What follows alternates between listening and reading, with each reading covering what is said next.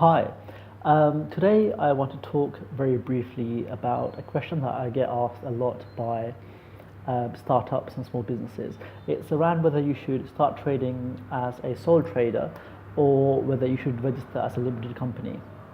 Now, the question is not that important sometimes because if you're just thinking about trying out a small business or doing a test run, you're better just doing um, working as a sole trader and just seeing how it goes and then thinking about this later on. But if you are going to be trading, I guess there are two main things that will determine what you decide to do. The first one is the commercial reality of your business. Now, if you're going to be working in a very risky sector, or you're worried about getting sued, um, or the business that you're in requires you to be registered as a limited company, then you might not really have a choice. What I mean by risk is things like being sued or having exposure to liabilities, which having a limited company can protect you from. Now remember, this limitation is not unlimited. What we mean by that is if you, for example, behave in a way that's illegal or fraudulent, the limitation actually disappears. So you can then have liability even though you have a company.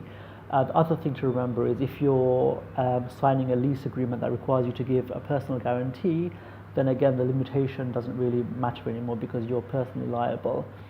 Um, the second thing I want to talk about is the tax, and people can get a bit obsessed by it. Back in the day, maybe about a year ago, there was a more significant difference between being a sole trader or a company. Nowadays, the difference has reduced a little bit because of the changes in the tax rules. While before you could take up money from your company as a shareholder and pay yourself dividends, the tax on that was zero up to almost 30,000. Now there is, although £5,000 amount you can take out for free, as in no tax paid by you as an individual. Anything else you take out, you have to pay 7.5%.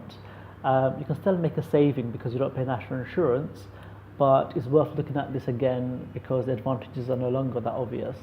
But what I'd say to you is if you're thinking about starting a business, don't get bogged down by these details. Think about what you're doing, who you're doing it for, and get your product or service to market. That's the most important thing. And once you're successful in making loads of money, you can think about it again. It's not a permanent decision. You can always move from one to the other and back again. So don't let it stop you from getting things going and starting a business.